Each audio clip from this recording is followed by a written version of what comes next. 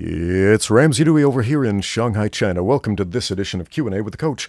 If you have questions for future episodes of Q&A with the Coach, just leave them in the comments. Down below, I read your comments. We have a question from Nawa MLG who says, why do boxers and other combat sports athletes always train to punch with their second hand up? Something like that. Okay, so one hand is up, one hand is punching. Okay. And in a real fight, they always drop their hands down. Something like that. Like in Wushu Taolu or Karate Katas. Okay, obviously this is hyperbolic. I know what he's talking about. Often, you'll see these still shots of professional fighters. If they go for like a big overhand or a big hook or something like that, they will often, not always, but often drop the other hand. This is something that does happen. But again, it's not a constant. Is Asian martial arts right? If you don't believe me, look at every single boxing match or kickboxing or MMA or whatever. If we look at every single one, we're going to find exceptions to everything if we say every single one. So I know what you're talking about. You are speaking hyperbolically, but let's entertain the notion here. Anyway, pause when someone is punching and then look at the other hand. Okay, yes. So often, especially with the power hand, say we have a right-handed fighter, often that fighter will bring this hand down. That's a very natural human movement. It is very unnatural to keep one hand up unless you're specifically moving your opposite shoulder back to propel your lead arm forward, or your punching arm forward, I should say. But a lot of people tend to be arm punchers, especially under combat stress, and they forget their technique and start winging with their arms. And if you're winging with your arms, then you're not using your shoulders. Now, this is an importantly different thing than kata and taolu, which you mentioned. So in these specific katas and taolu, that's Chinese martial arts forms, we've got movements where one hand comes in, it's pulled in, and one hand comes out. And this represents something very specific, grabbing onto something with the hand that you're pulling back and driving forward with the opposite hand. And you might notice the propelling body mechanic here is not shoulder whirl, it is hip drive. So this is a radically different technique than what you're seeing in these combat sports events where the fighter's dropping a hand as they're punching. What is being taught in the karate kata is grabbing onto something, pulling it back, and bringing the other hand forward. Is this a punch? Sometimes it's a punch, and sometimes this movement is not a punch. I could show you how to use this exact movement as a takedown, for example. And I've shown that on this channel a few times. But a few simple examples. Grab a kick, pull it toward you.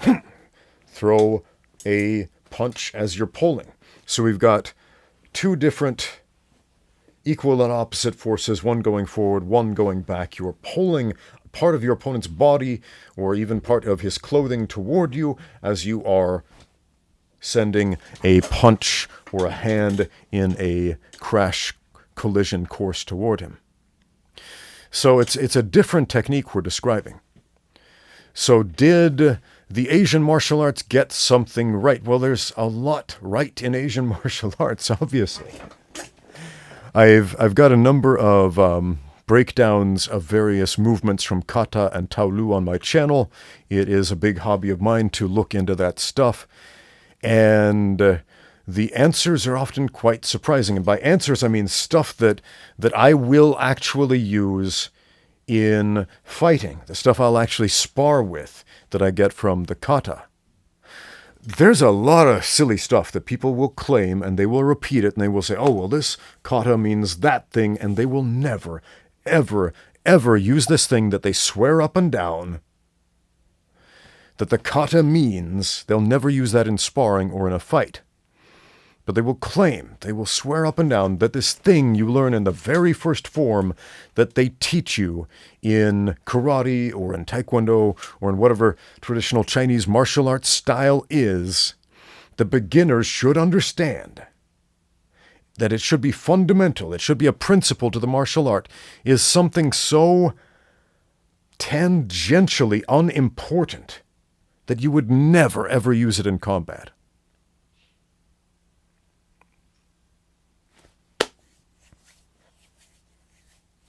So,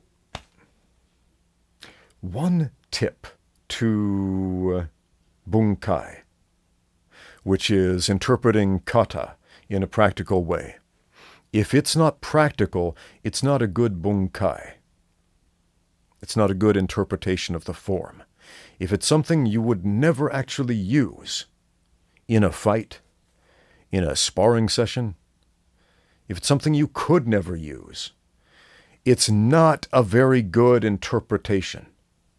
Have you heard that phrase? A lot of karate practitioners will say it. A block is a lock, is a throw, is a block, or something like that.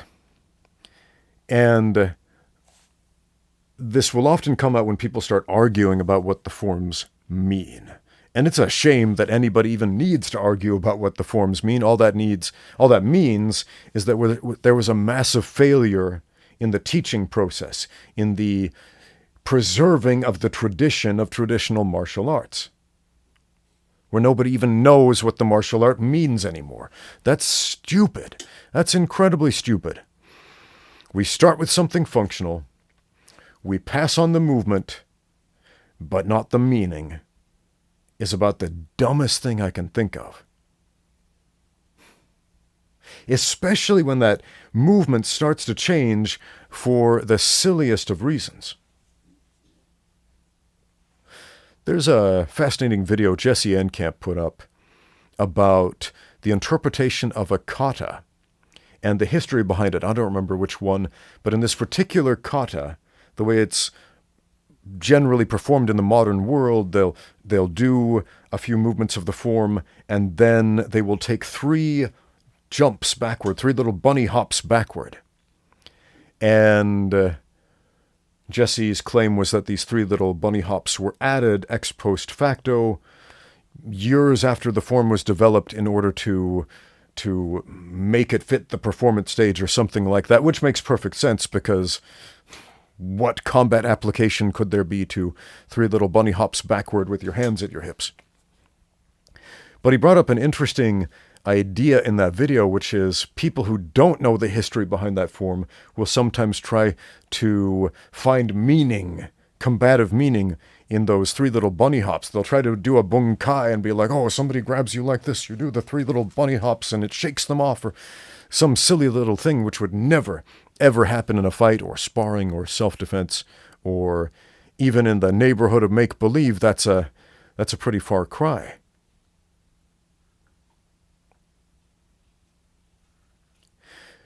There's this common assumption among people who don't train in anything that combat sports athletes and traditional martial artists are these 2 divergent groups who are at each other's throats, who hate each other, and the reality is they're more often than not the same exact guys.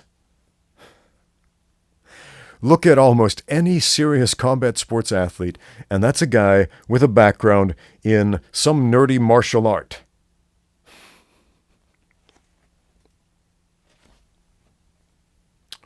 Or several of them. So, there you go, friend. Nawal MLG. Thanks for the question. That is a very interesting observation. One other thing I would like to say about this, a lot of combat sports coaches will uselessly scream at their fighters, keep your hands up, when they are bringing one hand back instead of bringing the shoulder back. And I think that's a terrible cue. Keep your hands up is a stupid cue. Because I can put my hands here, and if my opponent punches my hands, they will knock me out. I'll get knocked out with my own hands. That's a stupid thing to do. What should you do with your hands? Keep them up? Up where? This is up, this is up, this is up, this is up, this is up. And not all of those are good guards. Not all of those put your hands in an advantageous position. A better cue is when one hand is punching, one hand is being pulled back to the face. And is this defensive? Not necessarily. This is more offensive. This means that you're loaded for the next one. Whereas if I drop my hand down, now it's going to take 3 times longer to get the next punch out. Rechamber your punches. And if you practice throwing in combinations instead of trying to just finish the guy with one big shot, this solves a lot of problems. If I'm throwing, say, a 1, 2, 3 right here, what's happening is, well, the technique is rechamber the punch. If I'm throwing an uppercut, right, I'm going to bring this hand up deliberately, not necessarily to my ear, but even right here. Yeah, even right here. This is okay. And you actually might see this movement in certain traditional martial arts forms where both hands are raised like that. One hand is an uppercut. The other hand is just chambered for the next strike or the next movement. In this case, in the case of a boxing match, it would be a hook because I'm raising the chin with the uppercut. This hand, if I drop it, it's going to take 3 times longer to get to the target, in which case it's going to be too late. I've got 1 beat of time, to get that punch in, and if it takes me 3 beats of time, it's too late because the other guy's already moved. So I lift both hands with that uppercut, whether it's out here, just up in the air somewhere, or next to my ear, but it's chambered, ready to go for that punch. Do you see that in actual fights from the good fighters, from the guys you want to emulate?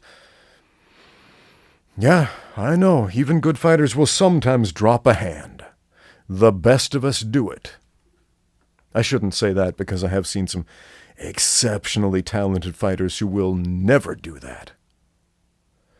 But you made a very astute observation that it is such a common thing that when you see these still photos of the big dramatic knockout punch, often, in fact, more often than not, we see a guy dropping a hand, right? But rechamber that thing, and you'll find you'll be landing a lot more punches. It's not just a defensive thing. In fact, it's more of an offensive thing than anything else. Thank you for the question. Now get out there and train.